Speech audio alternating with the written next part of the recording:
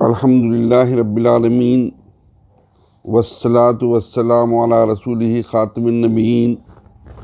وعلی آلہ واصحابہ الی یوم الدین۔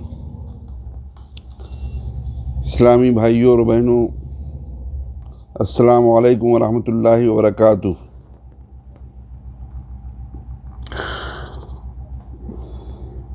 حسب معمول آج اتوار کے روز سوالات و جوابات کی نشست ہے، اور اس سلسلے میں آج 3 سوال میں موصول ہوئے ہیں۔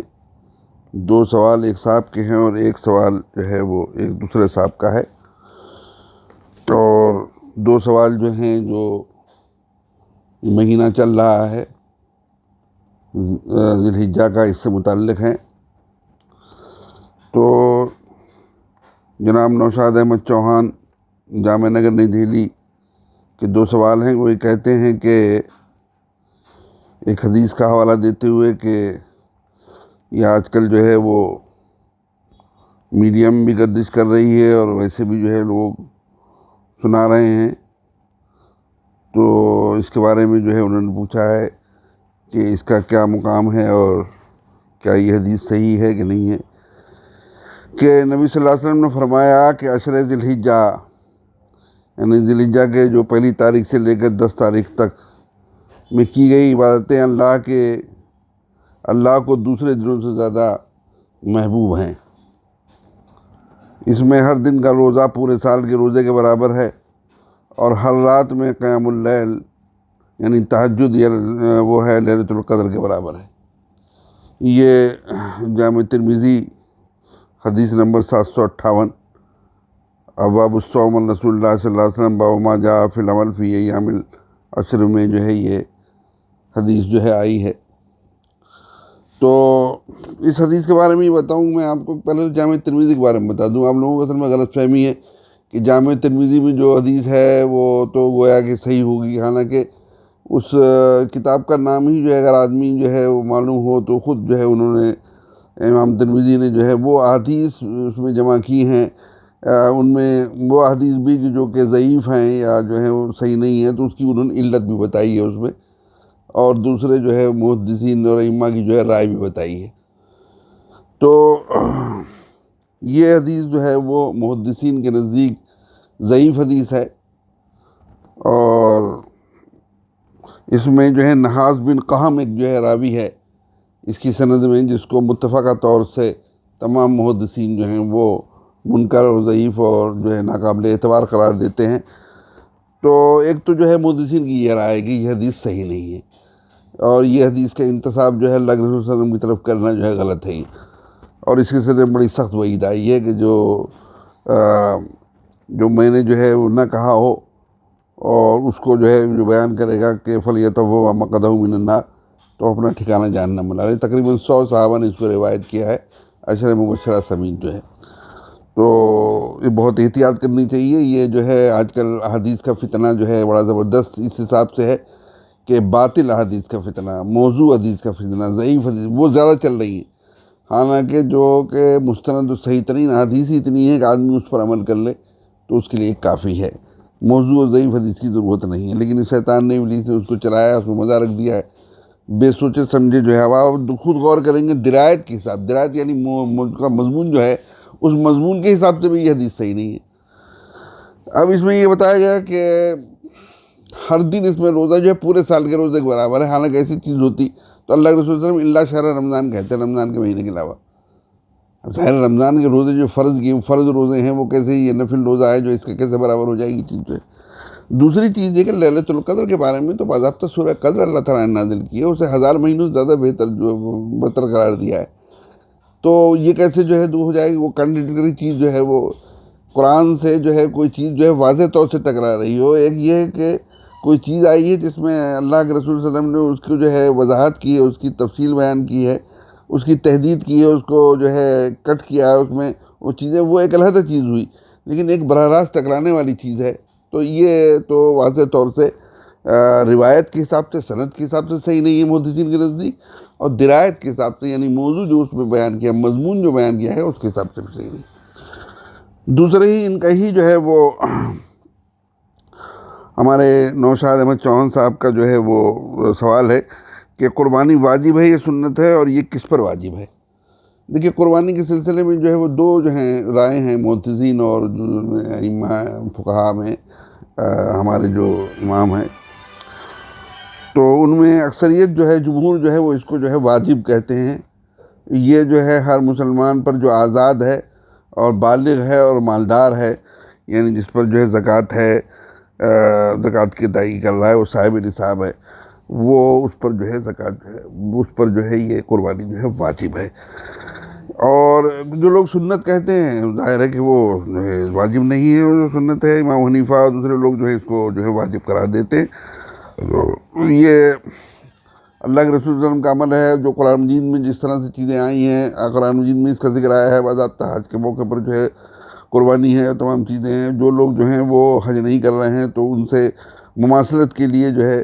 وہ قربانی رکھی گئی ہے، اس لیے کہ حج کے موقع پر جو ہے قربانی جو ہے وہ کتنی اہم ہے، وہ تو آپ کو معلوم ہے کہ پورا جو ہے ابراہیم اسماعیل علیہ السلام کو جو پورا معاملہ ہے جو قرآن مجید میں بیان کیا گیا ہے سورہ صافات میں دوسری جگہوں پر جو ہے،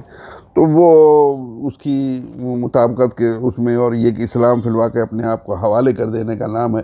مکمل طور سے، یہاں تک کہ پوری اپنی جان بھی جو ہے اللہ کے راستے میں جب اس کی ضرورت پڑے تو دے۔ تو دوسری چیز یہ کہ اس میں یہ بھی پوچھا ہے انہوں نے کہ گھر کے تمام لوگوں کی طرف سے کیا ایک قربانی واجب ہوگی؟ دیکھیے، ایک تھوڑا سا جو ہے مغالطہ اس میں لوگوں کو یوں ہو رہتا ہے کہ عربوں کے یہاں جو ہے وہ جوائنٹ فیملی سسٹم نہیں تھا، ہر شخص انڈیپینڈنٹ ہوتا تھا وہاں پر جو ہے، تو یہ نہیں ہوتا تھا کہ تمام بھائی ایک ساتھ رہ رہے ہیں اور لوگ ایک ساتھ رہ رہے ہیں تو پھر یہ کہ تمام لوگوں کی طرف سے ہو جائے۔ اب ظاہر ہے کہ یہاں پر جو قربانی وہ شخص کرے گا تو اپنی طرف سے کرے گا، جو اس کی جو ہے اولاد ہے، جو اس کے زیر کفالت ہے، اس کی طرف سے وہ کرے گا، بیوی کی طرف سے کرے گا۔ لیکن اگر بیوی مالدار ہے اور بیوی جو ہے وہ تجارت کر رہی ہے، تجارت کا مطلب یہ ملازمت کر رہی ہے اور خود کفیل اس حساب سے ہے کہ قانونی شرعی حساب سے ضرور جو ہے شوہر کی ذمہ داری ہے، لیکن وہ اس کی اس حساب سے محتاج نہیں ہے، وہ اور جو ہے کہ صاحب مطلب وہ زکوٰۃ اس کے اوپر جو ہے ان تمام چیزوں میں لازم ہے، تو اسے بھی قربانی کرنی چاہیے، اس پر بھی واجب ہے۔ یہ دو سوال تھے جس کا جواب جو ہے دیا گیا نوشاد احمد چوہان کے، اور ایک جو ہے وہ اب تیسرا سوال ہے، وہ میں آپ کے سامنے اسے پڑھ کے سناتا ہوں۔ ہمارے سید عامر رضوی صاحب، جو تعلق بھی جامعہ نگر نئی دہلی سے ہے، وہ لکھتے ہیں کہ محترم سرب جناب خالد حامدی صاحب، السلام علیکم۔ دریافت طلب امر یہ ہے کہ اللہ کے رسول صلی اللہ علیہ وسلم نے اپنی حیات مبارکہ میں بہت سارے صحابہ کرام اور صحابیات کو مختلف اوقات میں جنت کی خوشخبری سنائی ہے، پھر اس عشرہ مبشرہ کا خصوصی ذکر اور اس سینکڑوں صحابہ کرام بشمول اصحاب بدر کی اس تعداد کو صرف 10 تک ہی کیوں محدود کر کے بتایا جاتا ہے، اور مزید یہ کہ اس عشرہ مبشرہ میں کسی صحابیہ کا کوئی ذکر نہیں؟ کیا سب سے پہلے آپ کی نبوت کو صدق دل سے تسلیم کرنے اور اپنا مال و اسباب خرچ کرنے والی عظیم خاتون ام المومنین خدیجہ اور پہلی شہید صحابیہ خاتون سمیہ رضی اللہ عنہا کا شمار کیا اہل جنت میں سے نہیں ہے؟ آپ صلی اللہ علیہ وسلم نے بلال کے قدموں کی چاپ جنت میں سماعت فرمائی، جس کا ذکر بھی حدیث میں آیا ہے۔ خود سید الشہداء حمزہ رضی اللہ عنہ کا ذکر بھی اسی عشر مبشرہ کی لسٹ میں نہیں ہے۔ عذرائے کرم خصوصی طور سے اس عشر مبشرہ کے بارے میں تفصیل سے روشنی ڈالیں، ممنون مشکور ہوں گا۔ والسلام، سید عامر حسنین رضوی، جامعہ نگر اوکھلا، نئی دہلی۔ تو بھائی یہ جو ہے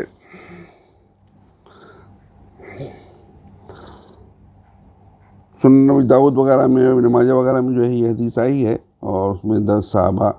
9 صحابہ اور ایک اللہ کے رسول صلی اللہ علیہ وسلم خود، اس کا ذکر کیا گیا ہے جنت میں ہوں گے۔ تو ایک بات تو جو ہے یہ سب آپ کے سامنے واضح ہونی چاہیے کہ اللہ کے رسول صلی اللہ علیہ وسلم نے ان کا جو ذکر کیا ہے اتنا،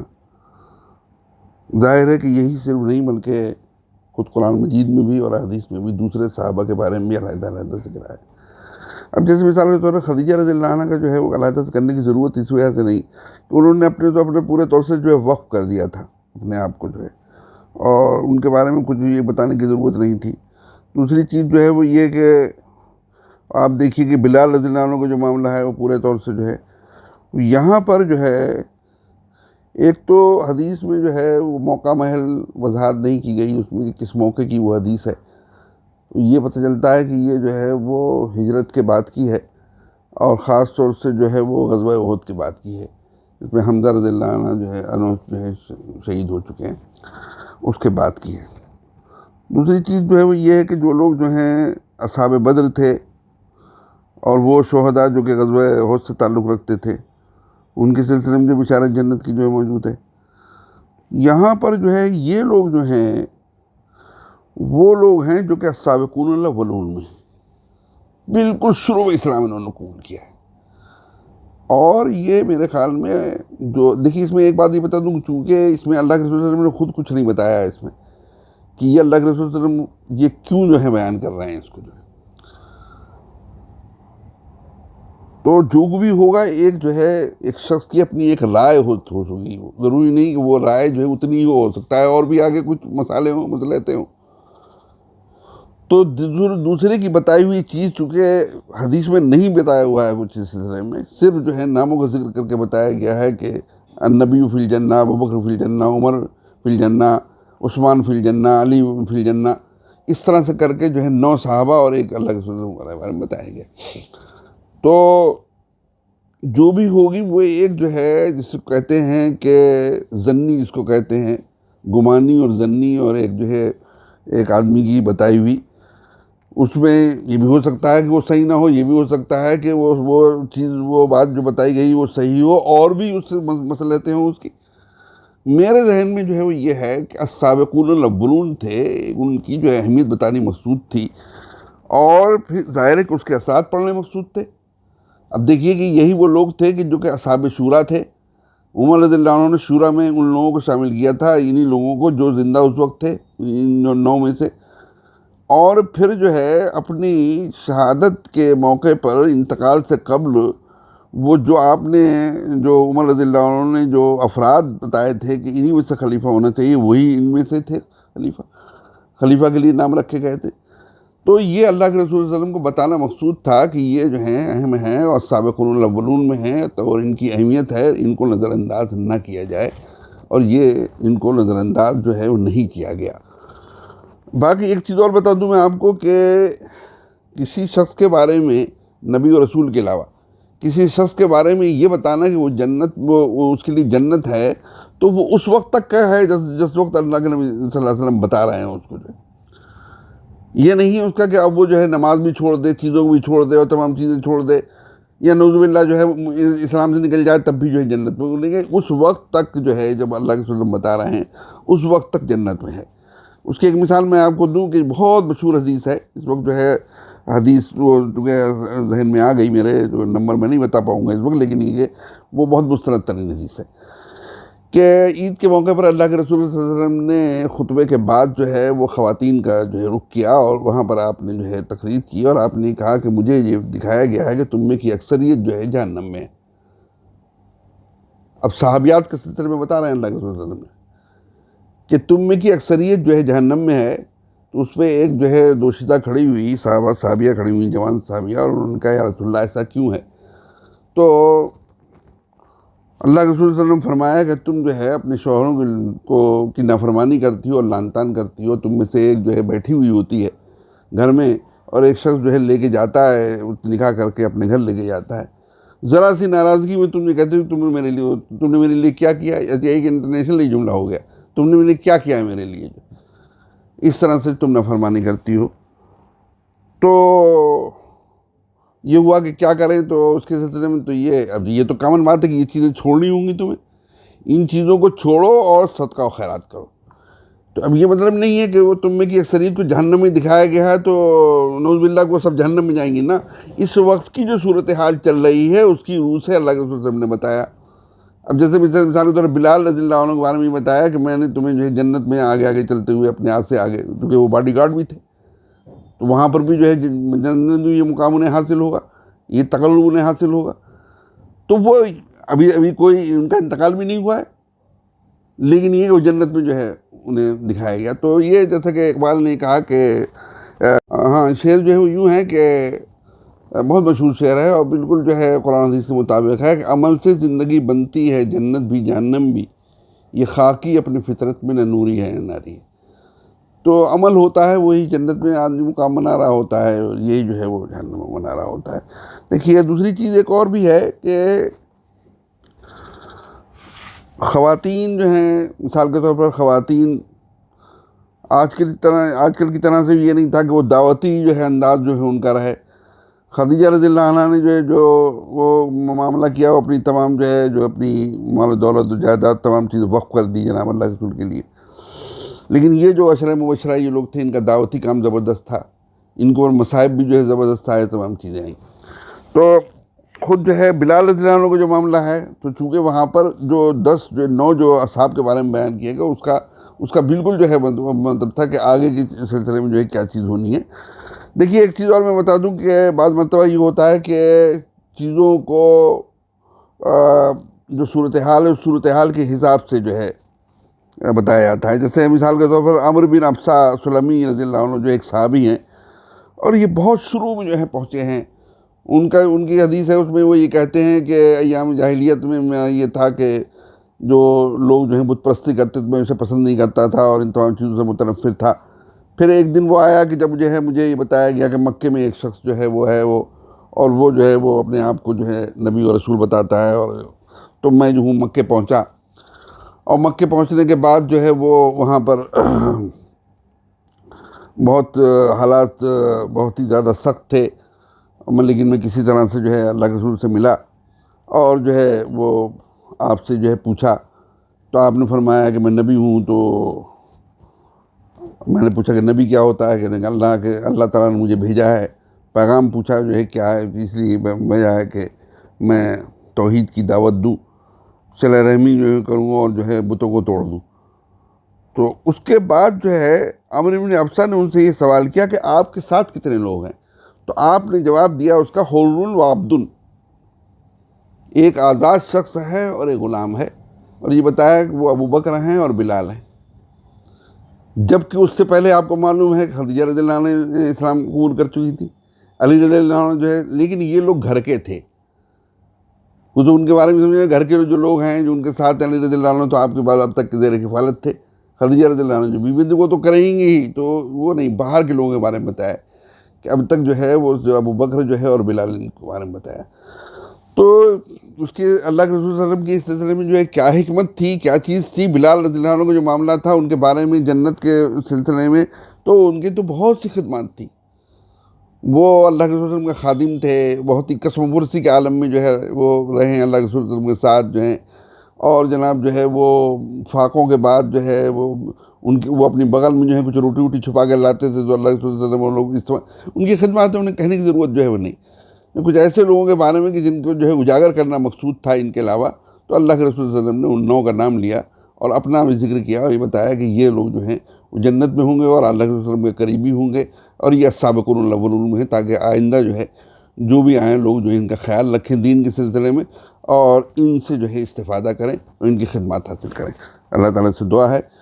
کہ وہ ہمیں دین کا صحیح فہم عطا فرمائے، اس پر عمل کرنے کی توفیق دے۔ وآخر دعوانا الحمد للہ رب العالمین، سبحان اللہ بحمدہ۔